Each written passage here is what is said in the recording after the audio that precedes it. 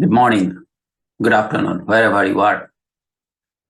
This presentation is on fuel cell and electrolyzer, data-driven modeling, and studies in ETAP. I am Ahmed Saber, VP Optimization and AI. Dr. Kumar Guru Prabhakar, he is also part of this presentation. He is from NREL. Let's go to the presentation. This presentation consists of fuel cell and electrolyzer introduction. This is actually part of the year. Then data-driven modeling and parameter estimation in ETAP. That is the main part of this presentation. Then some system studies with fuel cell in ETAP. Then I'll show some results, finally conclusions. First, ETAP. ETAP is a power system simulation software. It has a digital twin platform. We always run from intelligent modeling to optimum operations through forecasting, planning, control, so on and so forth. ETAP pretty much cover all the areas of power systems, including renewables, generation, transmission, and distribution studies,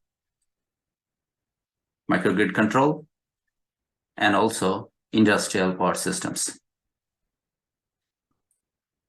First, now fuel cell. I believe everybody knows fuel cell because right now we are using fuel cell all over places. Actually, all over places means all over all the operations, so on and so forth. I want to show you one small video that will describe the fuel cell basics or basics. Something like that. First, hydrogen is coming in this path. Also, oxygen is coming from that other path, from air. We have also anode, cathode. There is also a proton exchange membrane where only proton or hydrogen plus can pass through. Then electron can flow outside of this fuel cell, it means in the circuit.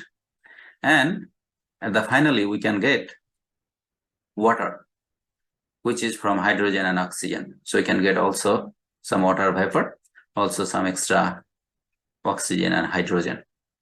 So that is actually we can say chemical process, something like that.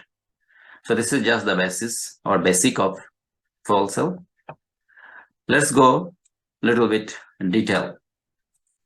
So the same thing I can describe here, 1, 2, 3. Those are the ports or input outputs. And we can get output. Mainly output is the electricity or electron is passing through the outside of this fuel cell. So this is the a small fuel cell, only one cell. But if you want to go to a big system, then yes, we need to make series parallel of those things and make a bigger system. So this is also a cell for industrial applications. We can get it from market. And in that picture, we can show this fuel cell has actually, or fuel cell we can use in two ways. One is the electrolysis, another is the fuel cell itself. So the electrolysis part we can say as a supply, and the fuel cell is the demand side. So the supply means we need electricity supply that comes from the renewables like powers, solar PV, hydrogen, or any let's say not hydrogen, that is actually hydropower, and also the wind turbine or wind power as well. We can also get power from the nuclear, but that is not the green hydrogen. Also, we can get from thermal or coal-fired power plant as well. So we can get power to the electrolysis. We can get hydrogen, and that hydrogen can be used in a fuel cell, and we can get back energy. We can use those things for commercial applications, residential applications, so on and so forth. We can use for vehicle and even for the long storage power supply. Okay, let's go to the next one. So that is just the how the fuel cell works. So let's go how we can do those things as an element, electrical element, because we are We are from power system simulation company that is mainly for the power systems operations. So I will mainly describe the power systems, but not the chemical or not the chemical reaction, those things. So for the electricity part or the power related part, if you get a fuel cell, the fuel cell company or the manufacturers can give you only the polarization curve or electrolysis curve. They call polarization curve. But in ETAP or in power industry, we call characteristics curve. So we have those characteristic curve, but if you focus on those characteristic curve, it is clear that it is neither a constant current or constant voltage curve, just like our battery. So battery, sometimes we can charge constant current or constant voltage, but that does not follow exactly constant current or constant voltage. And the most important part is the manufacturers also cannot give a circuit model. So how we can proceed? I can tell you one more, the polarization curve of a fuel cell. Actually, the first part we called, that is called activation part or activation region. So the loss of that area is called activation area, activation loss. The second part is usually called ohmic losses or ohmic region. That mainly actually power system works in this area. And the final part is very steep down, that is called concentration loss or concentration part. That is actually is go very steep to zero or very close to zero. That should not work. Our power system, we should not work in this region. Actually, we should work in ohmic region, just the middle part. All right. So this is just similar curve, but in ETAP we generated. The first part is the activation that we mentioned. The second part or middle part is the ohmic part, and the final part is called the concentration part or concentration loss. And the y-axis here is for voltage, and the x-axis is for current density per centimeter square. And the part we call not fuel cell but also electrolyzer. This is just the reverse of fuel cell. So fuel cell we can generate power, and electrolyzer we can generate hydrogen. But this process is not completely reverse. You can see in the picture, those are nonlinear. Of course, those are nonlinear, but they don't follow exactly the same path. So usually it has hysteresis, and it is of course nonlinear, and that's why you call it is a complex element or animal, just like battery. So how we can proceed? I already mentioned. So I already mentioned the complexities, the issues. So now how we can address those things. So in ETAP, we have data-driven proprietary model using artificial intelligence and machine learning. If I already mentioned that the industry or the manufacturers give us voltage and current IV curve. If we have this IV curve, then we can estimate the parameters to model those input and output very accurately. So if we have those V and I curve, we can digitize those values from the curve. Then we can estimate it using this estimation, and it will give up. It will not give up. It will give some internal after internal calculation. We'll get this E0, A, B, C, those parameters. Those are just the name, but we can use. But it has some significance for these parameters, but we cannot describe all those things because of our internal equations in there. But those are the, we can just tell those are the parameters, and they have some significance in there. We have a complex equations to calculate those E0, A, B, C, those parameters. And after calculating all those parameters, we can see visually how close it will match the manufacturer supplied curve. And then we can also add those parameters, or we can store those parameters in ETAP library. So we can use those things for other purpose as well, for other fuel cell if it is very similar. And we can use those things for a steady state calculation, and dynamic studies as well. We all know that for fuel cell, pressure and temperature affects a lot. So if we have a different pressure than what we already estimated before, then we can adjust the pressure, the voltage depending on the pressure. It is proportional to the derived or the new pressure, and proportion or the ratio of the pressures, and log of the pressures ratio. And also for the temperature, it's just the linear of the temperature difference.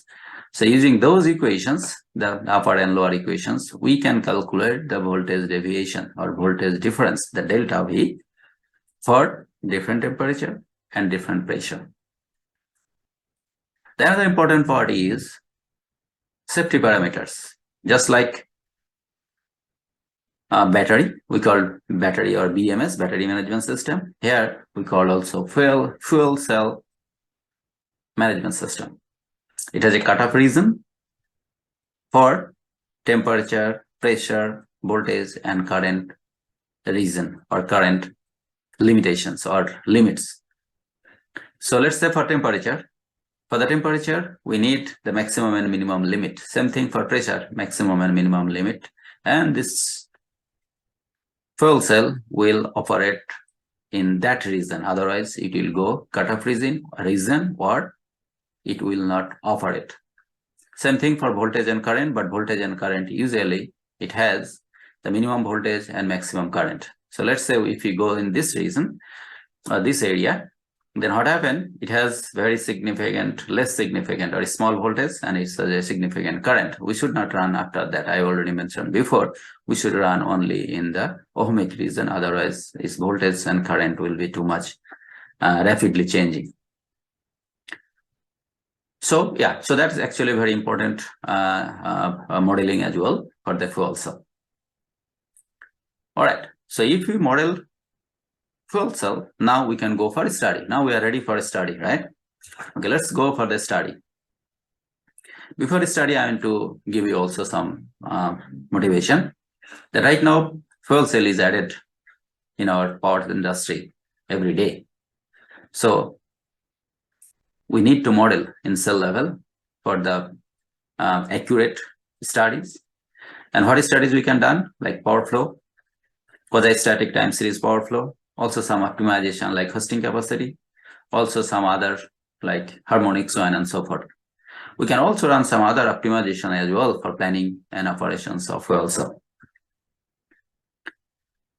Let's the initial or the first or the mother study is the power flow or load flow. So for the fuel cell or electrolyzer, we can run the power flow, the three-phase unbalanced power flow, also the unified AC/DC power flow.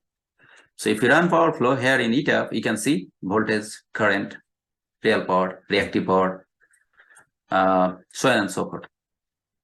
And using that result, we can all easily see over voltage or under voltage, overloading or not, the system loss, so on and so forth, and finally the overall health of the system.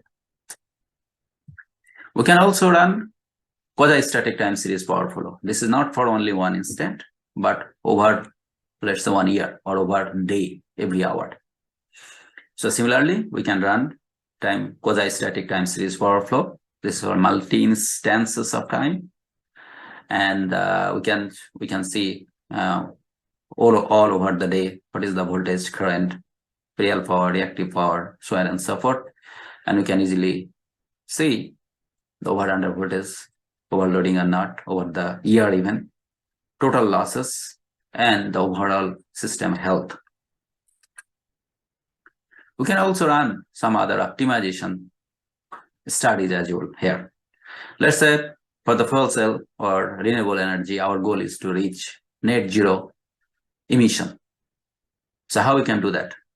So for optimization, mainly we need some minimization or maximization of something like cost here. So we want to minimize our total cost, subject to I have to reach my net zero emission goal, and we have to satisfy all hours, let's say even whole year load profile. And always we need to satisfy our technical constraint like thermal limit, like NCC 84.1 plus minus 5% for voltage limit, 95% to 105%. Also thermal limit, we cannot violate thermal limit. Also if possible, then harmonics limit as well. If you can run those things with the state variable is fuel cell size, because we want to minimize the cost. So obviously we want to minimize also the fuel cell size to satisfy those constraints. We can run any optimization, nonlinear optimization, and we can get the fuel cell size using that optimization. All right, we can also go for hosting capacity. That is very important right now. Everybody likes to add fuel cell or host and electrolyzer in their system. But how many we can add? How much?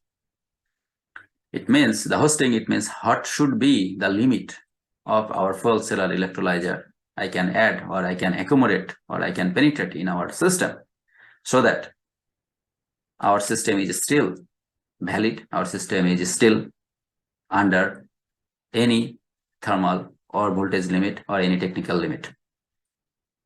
So in hosting capacity, what actually it means, we need to maximize the size.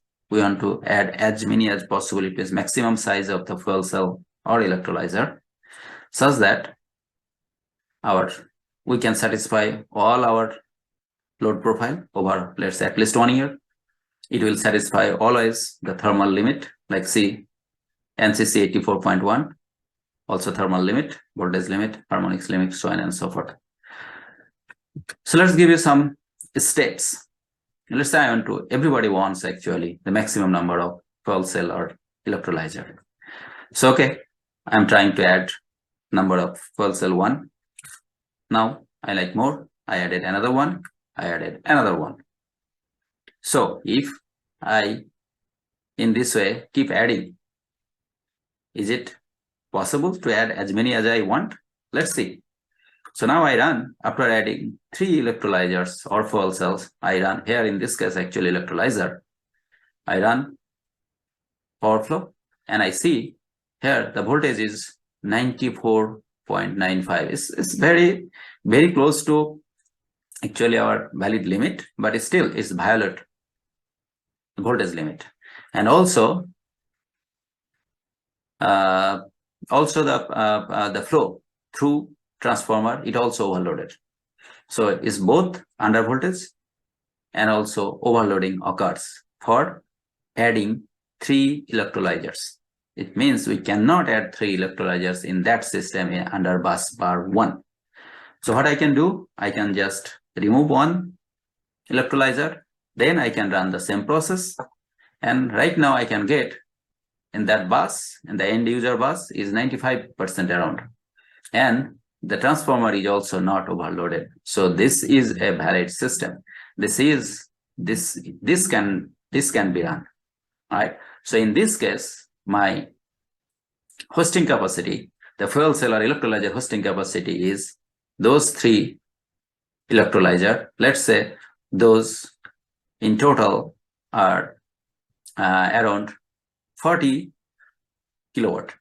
So I can run this 40 kilowatt electrolyzer, or even we can, if we go the opposite way, let's say for the fuel cell, we can run some X amount of fuel cell, so that my system is under all the thermal or voltage limit, and we can run the system without any warning or any limitations or any issues. So this is our hosting capacity for fuel cell and electrolyzer. Same thing we can do for microgrid optimization. We call the resource optimization, like fuel cell, PV, so on and so forth. So we want to optimize our fuel cell and PV so that our cost is minimum, but we satisfy all the technical constraint. Like I already mentioned, the load profile, net zero, thermal limit, voltage limit, and also the harmonics limit. And we can find out using any optimization. The state variables are fuel cell size and also the PV size. And we can find out the fuel cell size or PV size or all other resources so that my cost is minimum and the system is feasible. Otherwise, still actually those resources are very expensive. So if it is not optimized, then the system might not be feasible. So this is actually the dispatch for all the renewable sources after optimization. So we can show what is the dispatch for PV, what is the dispatch for battery, fuel cell, so on and so forth. All right. So actually this is all for my presentation. And finally, I want to give acknowledgement to Dr.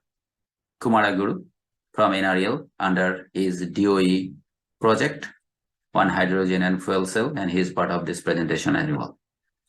Finally, conclusion. So ETAP's proprietary data-driven parametric model for fuel cell is described here. So we have proprietary model for fuel cell, and it is very user-friendly to use. We also model temperature and pressure effect in fuel cell. We can run system-level studies for fuel cell in ETAP. Users can also calculate hosting capacity for fuel cell and electrolyzer as well. We can also run complex nonlinear optimization for planning and operations of fuel cell. So that's all from my presentation, and I'll be happy to take questions. Thank you.